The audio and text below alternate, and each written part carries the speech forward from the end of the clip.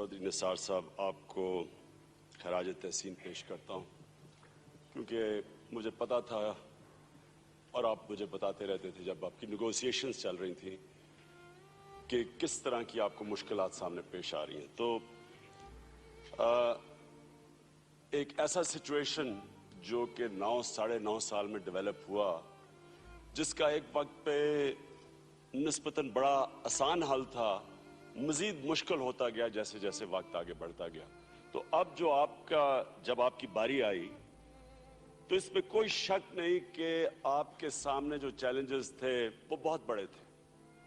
और मैं फिर से इसलिए आपको खराज तहसीन पेश करता हूँ। आप ऑपोजिशन में बैठा हूँ, हमारे बड़े इख्तलाफात हैं पॉलिटिक्स पे, क्योंकि मुझे पता था कि कहाँ एक ग्रुप था और कहाँ अब आप 30-40 ग्रुप्स बन चुके हैं। तो ये आसान कभी भी नहीं था। यानी पाकिस्तान जिधर आज खड़ा है, इसके पास कोई भी आसान इस वॉर ऑन टेरर के हल नहीं रह गए।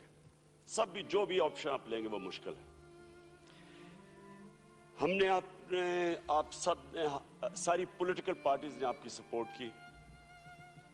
ऑल पार्टीज कॉन्फ्रेंस के अंदर मैंने कभी भी ऐसा नहीं देखा माहौल के वो जमातें जो एक वक्त पे कह रही थी कि मिलिट्री सोल्यूशन है इसकी, वो सब इस नतीजे पे आ गए कि अब हम डायलॉग के जरिए मसला हल करें।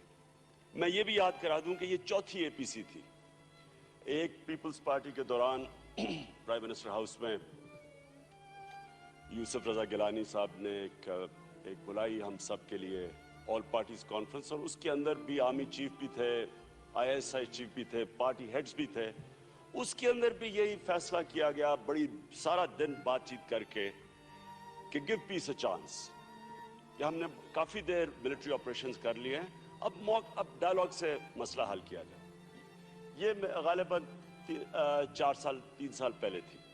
उसके बाद JUIF की एक हुई कॉन्फ्रेंस, फिर ANP ने कॉन्फ्रेंस की, उन्होंने भी डायलॉग की बात की। तो ये चौथी कॉन्फ्रेंस थी, और ये एक वो कॉन्फ्रेंस थी जिसमें पूरी तरह हमने गवर्नमेंट को मैंडेट दिया और हमने पूरा इत्मीनान किया कि गवर्नमेंट इसको डायलॉग प्रोसेस को आगे लेके जाएगी। और चौधरी निसार ने मुझे अपडेट भी रखा इसके ऊपर, और मैं इसलिए कह रहा हूं कि हमें कोई शक नहीं था कि आसान नहीं। ये जिधर आज हम पहुंचे हैं, स्पीकर साहब, मैं ये आपके सामने कहना चाहता हूं कि आज पाकिस्तान का डिफाइनिंग मोमेंट है। आज जिधर हम खड़े हैं, ये कभी कभी कौमों की जिंदगी में ऐसे मोमेंट्स आते हैं जिधर एक कौम फैसला करती है कि हमने या इधर जाना है या इधर जाना है। जैसे जा रहे हैं ऐसे नहीं चल सकते। पाकिस्तान जिस तरह अब तक, मुझे अफसोस से कहना पड़ता है कि जिस तरह हमने अमेरिका की गुलामी की है, और ये वॉर ऑन टेरर, मुझे बड़ी दुनिया ने कहा कि जनाब ये हमारी जंग है, ये अमेरिका की जंग नहीं है। ये जो ड्रोन पीस प्रोसेस को ड्रोन अटैक किया गया, अब किसी को शक नहीं होना चाहिए कि जंग किसकी थी। कौन चाहता है जंग हो? ये नेक मोहम्मद से मुआहिदा हुआ, फौज ने मुआहिदा किया, ड्रोन अटैक हुआ, उसको मार दिया। फिर बजौड़ के अंदर एक मुआहिदा हुआ, एक मदरसे में ड्रोन अटैक करके 60 बच्चे मार दिए, वो फिर मुआहिदा टूट गया। साउथ वजीरिस्तान का हुआ, वो अमेरिकन प्रेशर के अंदर टूटा। फिर वलीउर रहमान बात करना चाहते थे, उनको ड्रोन अटैक करके मार दिया गया। और अब ये जो ड्रोन अटैक है, मैं क्यों कह रहा हूं कि डिफाइनिंग मोमेंट है। सारी पाकिस्तान की क़यादत, जितनी ये पार्लियामेंट बैठी है, इस सारी पार्लियामेंट के कायदीन ने बैठ के एक मैंडेट दिया। एक गवर्नमेंट के इंटीरियर मिनिस्टर ने मेहनत करके उस स्टेज पे पहुंच गया जिधर पहली दफा एक सियासी हुकूमत बातचीत करना शुरू करने लगी तालिबान से, मिलिटेंट से। इस मुल्क ने पहले ये हम सबको पता चल जाए कि कितनी बड़ी कीमत दी है इस अमेरिका की जंग की। मैं यहां वो भी कायदीन बैठे हुए हैं जिन्होंने जनरल मुशर्रफ की APC अटेंड की थी 9/11 के बाद, ہمیں جنرل مشرف نے تب کہا, ہم نے پوچھا کہ جی ہم اس جنگ میں کیوں جا رہے ہیں, یہ ہماری جنگ تو ہے ہی نہیں. کوئی پاکستانی ملوث نہیں تھا دہشت گردی میں. القاعدہ افغانستان میں بیٹھی ہے, پاکستان میں تو, اور طالبان تو خیر اس وقت دہشت گرد تو تھے ہی نہیں, ان کو فنڈامنٹلسٹ کہتے دہشت گرد تو نہیں تھے, تو وہ بھی پاکستان میں نہیں تھے. ہم نے جنرل مشرف سے پوچھا کہ ہم کیوں اس جنگ میں شامل ہو رہے ہیں. یہاں بیٹھے ہوئے ہیں, مولانا صاحب بیٹھے تھے اس کانفرنس میں. ادھر ہم نے جب پوچھا تو جنرل مشرف نے کہا کہ ہم صرف لاجسٹیکل سپورٹ دے رہے ہیں, اور وہ بھی ہم اس لیے دے رہے ہیں کہ امریکہ ایک زخمی بھالو کی طرح چاروں طرف ہاتھ اپنے پنجے مار رہا ہے اور ہمیں کہیں نہ کچھ نقصان پہنچا دے. لاجسٹیکل سپورٹ سے شروع ہوئے, اس کے بعد یہاں ایف بی آئی آئی, پھر یہاں سی آئی اے پہنچی, پھر یہاں ریمنڈ ڈیوسز پہنچے, بلیک واٹر پہنچی. اس کے بعد اس ملک کے اندر جو حال ہوا وہ سب کے سامنے ہوا, لوگوں کو پکڑایا گیا. امریکہ کو اپنی کتاب میں لکھتے ہیں جنرل مشرف کہ میں نے پیسے لے کے لوگوں کو پکڑایا. اس کے بعد وزیرستان فوج بھیجی گئی. میں یہاں کھڑا ہو کے کہا کہ یہ آپ انگریز کی تاریخ پڑھ لیں, 80 سال انگریز پھنسا رہا ہے, سب سے زیادہ انگریز فوجی وزیرستان میں مرا ہے, سپر پاور تھا اپنے وقت کا. یہ ہمارے وہ لوگ ہیں جنہوں نے کشمیر میں لڑے ہیں, ہماری یہ ریڑھ کی ہڈی کی طرح ایک پولیس کی چوکی نہیں ہے, کیوں ہم فوج بھیج رہے ہیں. آپ اسپیکر صاحب, ٹریجڈی یہ ہے, اور میں پھر سے آتا ہوں یہ ڈیفائننگ مومنٹ کیوں ہے, کہ کل 600 سے 1000 لوگ یہ بات کرتے ہیں کہ جو فورنرز آئے وہاں, 600 سے 1000. قبائلی علاقے میں 60 لاکھ پاکستانی بستے تھے, جو اس ملک کے وہ شہری ہیں جنہوں نے ملک کے لیے خون دیا ہوا ہے, کشمیر میں خون دیا ہوا ہے, ان کی قبریں ہیں, جہاد کیا ہے انہوں نے. میں 65 کی جنگ جب ہوئی تو ہمارے ماں باپ نے ہمیں, والد نے بھیجا پنڈی, تو وہاں میدان بھرا ہوا تھا قبائلی علاقے کے لوگوں کو, لشکر جا کے پاکستان کے لیے لڑنا چاہتے تھے. ادھر ہم نے اپنی فوج بھیجی. کس کے لیے فوج بھیجی؟ امریکن پریشر کے اندر فوج بھیجی. اور میں آج کہنا چاہتا ہوں کہ اس سے بڑی حماقت یہ پاکستان کی, یہ جتنا بڑا ایسٹ پاکستان میں فوج بھیجنے کا ڈیزاسٹر تھا, اتنا بڑا یہ ڈیزاسٹر کیا. بلوچستان میں فوج بھیجنے کا ڈیزاسٹر کیا, وہ بھی آپ کے سامنے, لیکن علیحدہ وہ بات ہے. اب اس کے بعد ذرا تماشا دیکھیں کہ ہوا کیا, کہ وہاں جب ادھر ایک رد عمل آیا, اب وہ وہاں کوئی فوجیں تو نہیں کھڑی ہوئی تھی, جو بھی ملیٹنٹس تھے وہ کئی گاؤں وغیرہ میں تھے, وہاں بمباری کی, کولیٹرل خود کہہ رہے ہیں کولیٹرل ڈیمیج, اپنے لوگوں کو, عورتیں بچے مر رہے ہیں گاؤں میں, کولیٹرل ڈیمیج. یہ آج پوچھیں کہ یہ لوگ کیسے بنے جو گلے کاٹنے شروع ہو گئے, یہ انسان حیوان کیسے بنے؟ یہ کیوں نہیں پاکستان کی تاریخ 48 سے لے کے اب تک کوئی وہاں گلے کٹ رہے تھے, سب سے پرامن علاقہ تھا. تو یہ جو گلے کٹنے شروع ہوئے, اور یہ جو لوگ کو کچھ ہوا تو صحیح, کوئی انڈرسٹینڈ کریں, وہ لوگ کوئی انسان تھے وہاں, وہ کیا ہوا جو کہ ہم نے ان کو بنا دیا جو یہ بن گئے ہیں اب. ہم نے امریکہ کے کہنے کے اوپر فوج بھیجی. اور میں اسپیکر صاحب آج آپ کو کہتا ہوں کہ ہماری اس ملک کی بدقسمتی ہے کہ ہم نے اپنے ڈالروں کے پیچھے اپنے ضمیر بیچے, ہم نے اپنے آپ کو بیچا, ہم نے ڈالروں کے پیچھے یہ سارا کچھ کیا. اور آج دیکھیں اس کا رد عمل, کہ وہ جب سے وہ شروع ہوتا رہا وہ بڑھتا گیا, ایک ایجنسی سے دوسری ایجنسی سے تیسری ایجنسی, 7 ایجنسیز کے اندر ہماری 1.5 لاکھ فوج کو ہم نے جا کے وہاں پھنسا دیا. یہ کس کو اس کی فائدہ ہوا؟ کیا پاکستانیوں کو فائدہ ہوا یا ہمارے دشمنوں کو فائدہ ہوا؟ ہماری طرح کے لوگ کہتے گئے, جو اس کے خلاف بات کرتے تھے, ہمیں جی پرو طالبان ہے, یہ پرو دہشت گرد ہے, یہ ہارڈ لائنر ہے, یہ ایکسٹریمسٹ ہے. اور یہ لبرل تھے جو بمباری کے اجازت دے رہے تھے, گاؤں کے اوپر عورتیں بچے مر رہے ہیں, اس کو وہ لبرل اپنے آپ کو کہتے تھے. تو جب ہم نے پریزیڈنٹ گورنمنٹ کو ہم نے جب مینڈیٹ دیا, اس کی پیچھے تاریخ تھی. 50,000 ہمارے لوگ مر چکے ہیں. میں کہتا ہوں تقریباً 50,000 لوگ جن کو کوئی پوچھتا ہی نہیں ہے, معذور ہو چکے ہیں. بم دھماکے کے اندر جو بچ جاتے ہیں, جو مر جاتے ہیں وہ تو گئے, جو بچ جاتے ہیں ان کا کئی دفعہ ذرا دیکھے جا کے, میں جو ہسپتالوں میں گیا ہوں, کسی کا بازو نہیں ہے, کسی کی ٹانگ نہیں ہے, کسی کی آنکھیں نہیں ہیں, تو ان کا بھی کوئی 50,000 تقریباً ہمارے وہ معذور ہوئے. ہمارے 3-4 ہزار فوجی شہید ہوئے, 10,000 معذور ہوئے. اس ملک کو پچھلی گورنمنٹ نے فگرز دی کہ 100 अरब डॉलर हमारा इस जंग में इस मुल्क का जाया हुआ है।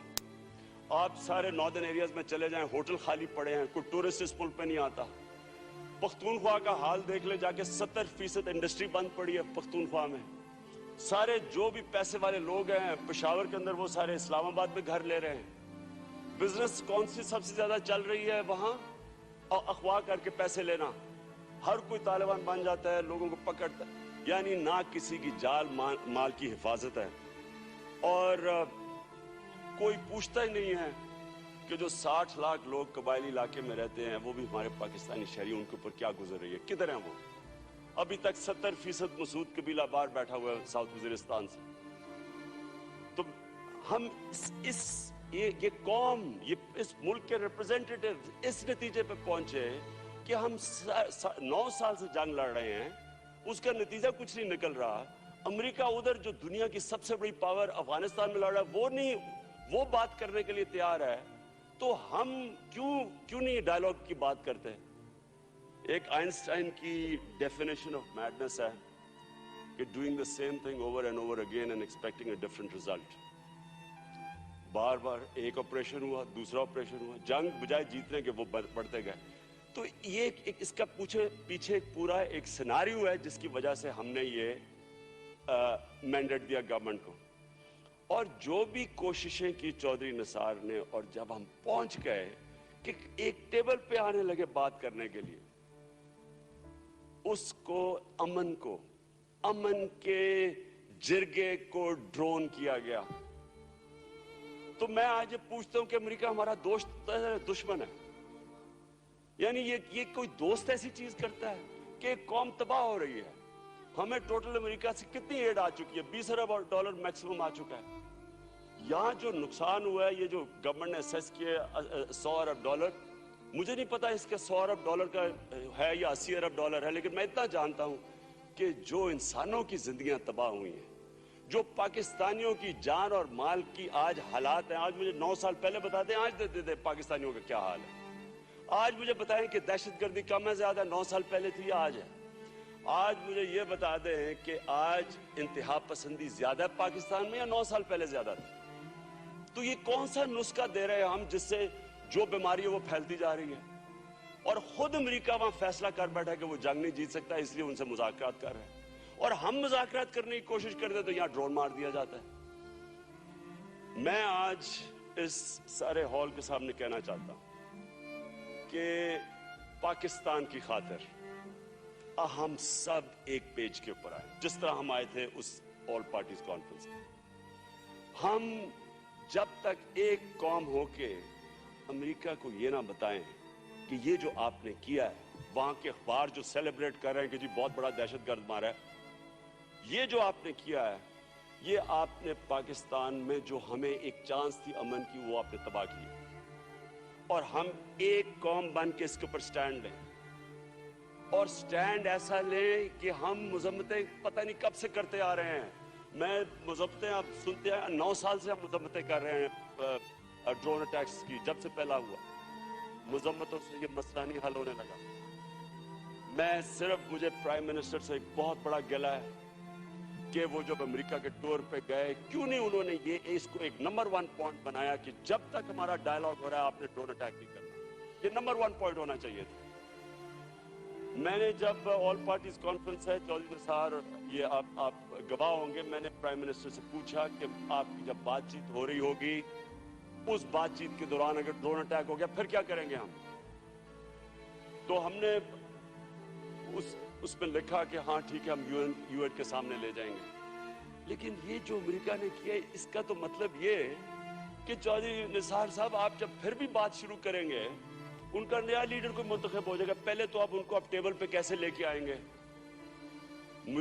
वो इतना, अब वो उनकी जो स्टेटमेंट्स आ रही है वो कह रहे हैं कि पाकिस्तान ने मिलकर किया है।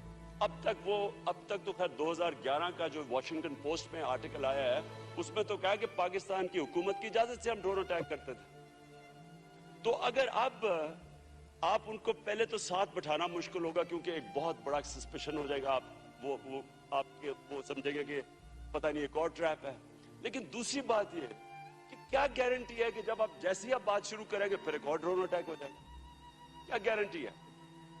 یہ سب سے زیادہ یہ ہاؤس یہ آج پوچھنا چاہتا ہے اور سارے پاکستانی پوچھ رہے ہیں، اس کا مطلب امن تو ہونے نہیں انہوں نے دینا، کیونکہ جب ہم امن کی طرف جائیں گے اور اس طرح کا ایک بیٹھے گا جرگہ، وہ ڈرون اٹیک کر دیں گے۔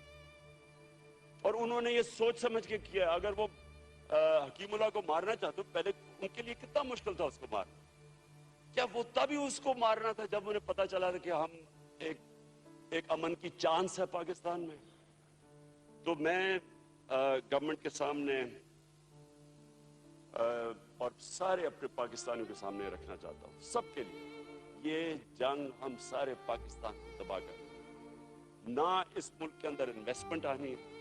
انویسٹمنٹ کی آپ دیکھ لیں کہ کیا حالات ہیں آج، ہم جا کے جس سے باہر بات کرتے ہیں کہ جی پختونخوا میں انویسٹمنٹ کرو، وہ پہلا سوال پوچھتا ہے کہ جی ہماری جان کی مال کی حفاظت کون کرے گا؟